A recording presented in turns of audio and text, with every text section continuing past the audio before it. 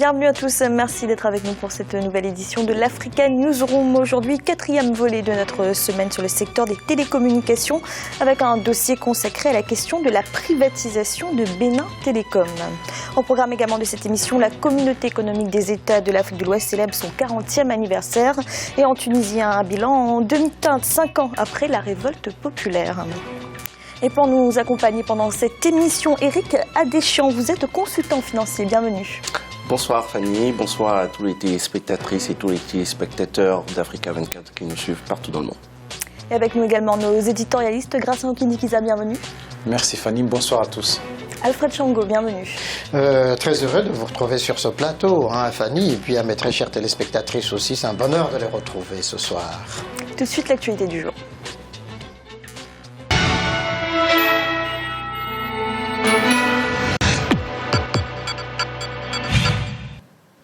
La CEDEAO célèbre ses 40 ans d'existence. Pour l'occasion, un sommet extraordinaire s'est tenu sur 2 jours à Abuja, au Nigeria. Les chefs d'État ont évoqué les questions sécuritaires, mais aussi les élections prévues en 2016. Olivia Yéré.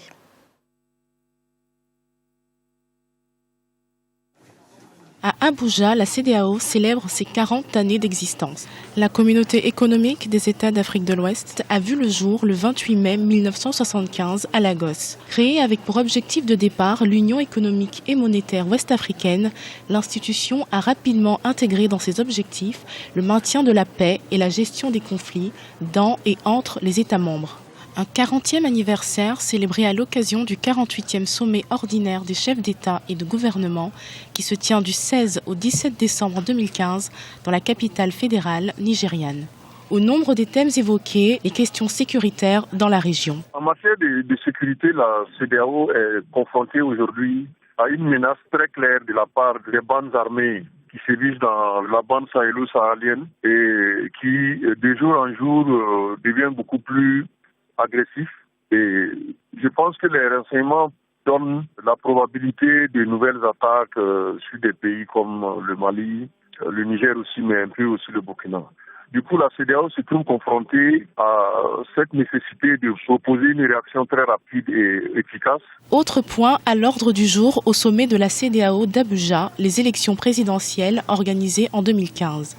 Le Burkina Faso a notamment été cité à la tribune comme modèle de construction démocratique et le président de la transition burkinabé, Michel Kafando, félicité pour son action.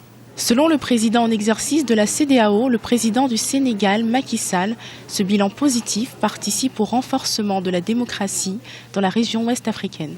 L'année qui s'achève témoigne de la consolidation de l'ancrage démocratique de notre sous-région où 5 pays membres de notre organisation ont en effet tenu des élections apaisées, libres et transparentes.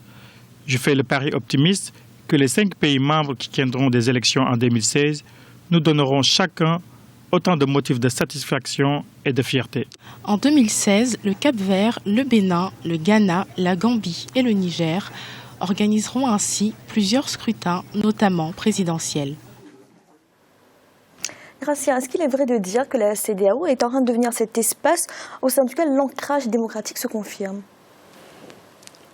On peut le dire, mais on voit bien ce qui se passe. On a vu ce qui s'est passé au Burkina Faso et aussi on a vu même les élections qui sont passées en Guinée. À un certain moment, il y avait des problèmes. Disons, aujourd'hui, il y a une certaine stabilité dans les pays comme le Libéria, Sierra Leone, et puis la zone bénéficie des pays qui sont très stables, comme le Sénégal, Cap-Vert, Ghana, des pays qui sont cités comme étant vraiment les pays de la démocratie. Donc, c'est une moyenne qui, disons, c'est une zone qui est assez stable par rapport à l'Afrique centrale. Je dirais presque un hasard. C'est pas vraiment la CEDEAO qui a conçu son modèle en soi. Disons, au niveau de la sécurité, la CEDEAO a beaucoup contribué, notamment la stabilité au niveau du Libéria avec les Comores. Et aussi, disons qu'il y a le grand pays, le Nigeria, qui arrive à s'imposer au niveau de la sécurité s'il y a des problèmes, qui est toujours là. Mais côté démocratique, il n'y a pas vraiment une certaine harmonisation de tous les pays pour dire il y a la démocratie, on va asseoir les droits de l'homme, on va asseoir, disons, un bon fonctionnement de la société civile. Ce n'est pas ce qu'on a vu notamment au Burkina Faso, même les tentatives de médiation. Alors Alfred, tout de même, les élections, il y a plutôt un bilan positif par rapport à ces élections en 2015. Est-ce qu'on peut être aussi optimiste pour celles prévues en 2016 ? Bon. Ce qu'on peut dire, Fanny, au regard de l'élection présidentielle de Côte d'Ivoire, du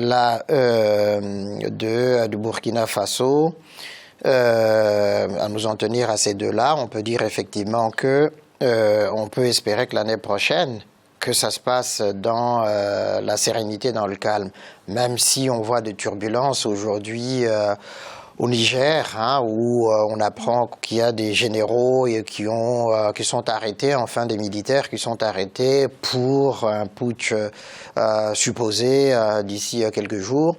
Mais on peut espérer que dans des pays comme le Ghana, pays comme le Cap-Vert, les élections puissent se dérouler sans anicroche. Je pense que le parent faible de la CEDEAO, c'est la Gambie.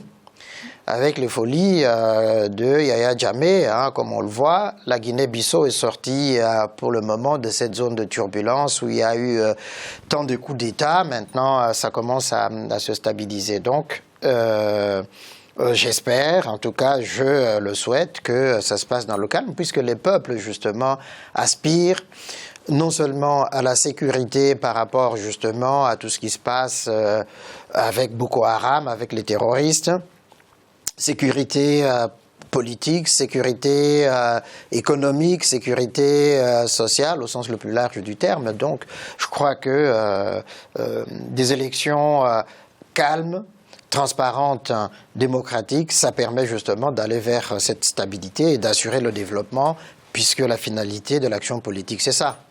Merci. Dans l'actualité également, ce jeudi 17 décembre marquait le 5e anniversaire de la révolte populaire en Tunisie.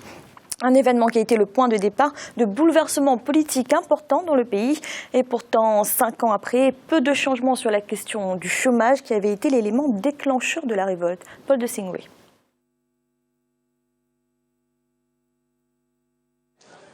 Il y a 5 ans, Mohamed Bouazizi s'immolait par le feu. Par cet acte fatal, ce jeune commerçant tunisien marquait ainsi son indignation face au chômage et aux multiples humiliations policières dans son pays. Sans l'avoir prémédité, il donnait là le coup d'envoi d'une vaste révolution populaire en Tunisie. C'est le début du printemps arabe. La région dans laquelle il vivait, et encore, elle est parmi les régions les plus défavorisées, c'est Sidi Bouzid, qui est dans les steppes. J'avais trop de chômage, trop de problèmes, c'est-à-dire économiques, sociaux, etc. La région était marginalisée et donc il y avait comme un creuset pour le déclenchement des contestations et des mouvements sociaux. Sidi Bouzid, la ville où Mohamed Bouazizi s'est immolé par le feu le 17 décembre 2010, sera donc le départ de ce printemps arabe qui va s'étendre au-delà des frontières tunisiennes. Ce courant de liberté fera naître de grands espoirs chez les Tunisiens et entraîner la chute du président Ben Ali. Mais 5 ans après la révolution tunisienne, quel bilan peut-on tirer et que reste-t-il du printemps arabe ? On a essayé, donc, tant bien que mal, de faire des élections libres et transparentes. Il n'y a eu presque pas de gros problèmes. Sur le plan économique, on peut parler de crises, de récession. C'est une récession technique, donc avec une croissance économique négative. Ça fait le 3e trimestre que ça dure. Le chômage donc s'est aggravé, avec aussi baisse des recettes de l'État. La sécurité, il y a eu de grandes failles, presque impardonnables, mais ces grandes failles ont quand même réussi à faire aboutir des réformes au niveau des organes de sécurité. Malgré les menaces djihadistes, la Tunisie a réussi sa transition démocratique. Le 21 décembre 2014, les Tunisiens ont élu Béji Caïd Essebsi à la tête du pays. Une alternance que la Tunisie doit sans doute au printemps arabe. Erika Deschamps, est-ce que selon vous, on peut parler de désillusion en Tunisie ? Désillusion au sens des attentes des populations qui se sont soulevées, notamment la jeunesse tunisienne. Parce que la question du chômage aujourd'hui, 5 ans après, n'est toujours pas résolue. Bien au contraire, on assiste à une certaine guéguerre entre les différents acteurs politiques tunisiens qui ne profitent pas à la population. Donc on peut réellement parler de désillusion 5 ans après le printemps arabe, parce que les populations attendent toujours un certain nombre de réponses qui tardent à venir. Grâce à il y a eu un échec à satisfaire les attentes de cette population, au niveau du chômage notamment. Oui, il y a eu un échec parce qu'en fait, tous les dirigeants, les politiciens qui sont succédés, surtout, il y avait une adance, disons pour la première période, ils ont cherché vraiment à faire la politique politicienne au lieu de s'atteler à l'économie parce que pour qu'il y ait une diminution du chômage, il faut qu'il y ait des mesures économiques, il faut prendre, disons, certaines des décisions des fois assez douloureuses pour le gouvernement. Je dis bien pour le gouvernement, pas pour le peuple, parce que souvent on inverse. C'est surtout le peuple qui a des problèmes. On va baisser les subventions, on va faire... En Tunisie, par exemple, il y avait moyen de lancer avec des fonds qui arrivaient, surtout pas avec Enada, parce qu'il y avait une méfiance par rapport à la communauté internationale. On peut lancer dans certains cas des grands travaux dans certains endroits pour lancer l'économie et aussi pour encourager les jeunes à créer des entreprises et aussi essayer de promouvoir certains secteurs d'activité. Donc ça ne s'est pas fait et c'est la désillusion donc pour ces gens-là qui ont fait la révolution. C'est dommage pour chaque fois la révolution est faite et les gens qui font la révolution se retrouvent pratiquement, ils perdent la révolution au profit de ceux qui ne l'ont pas faite.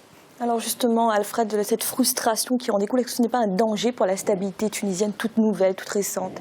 Fanny, bon, il faut rappeler ce précepte très simple. Les après-révolutions sont toujours désenchanteurs. Quand la flamme de la révolution n'entraîne pas nécessairement après l'enchantement, d'où le désenchantement qu'on constate aujourd'hui. Ça s'est traduit effectivement par des errements politiques avec Ennahda en particulier, mais il y a aussi des acquis quand même. La Constitution, les élections qui ont conduit le nouveau président, Béji Caïd Essebsi, au pouvoir. Je peux dire effectivement le problème de la sécurité aussi qui s'oppose. C'est-à-dire que ce soit Ennahda, que ce soit aujourd'hui Béji Caïd Essebsi, ils sont confrontés au fond à ceci qu'au moment où la révolution a eu lieu, l'économie tunisienne était déjà très fragile. Que donc on aurait espéré effectivement qu'il y ait une stabilité pour permettre justement de relancer l'économie, mais ça ne s'est pas fait.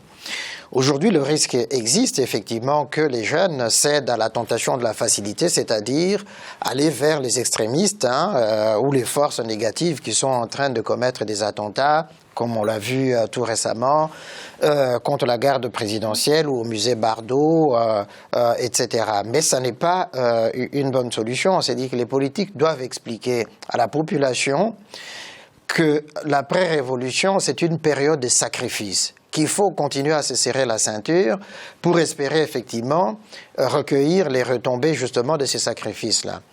Du coup, effectivement, la politique d'investissement qui aurait dû être faite, par exemple, vers Sidi Bouzid, d'où la révolution est partie, n'a pas été possible. Et puis, les investisseurs aiment la stabilité. Quand ils constatent effectivement que ça n'est pas stable, eh bien, ils ne vont pas venir, ils ne vont pas investir. Et au fond, les terroristes veulent justement empêcher que les investisseurs arrivent, mais que les Tunisiens sortent justement de cette entre-deux critique aujourd'hui. Merci. Nous allons marquer une courte pause un instant. La deuxième partie de l'Africa Newsroom. À tout de suite.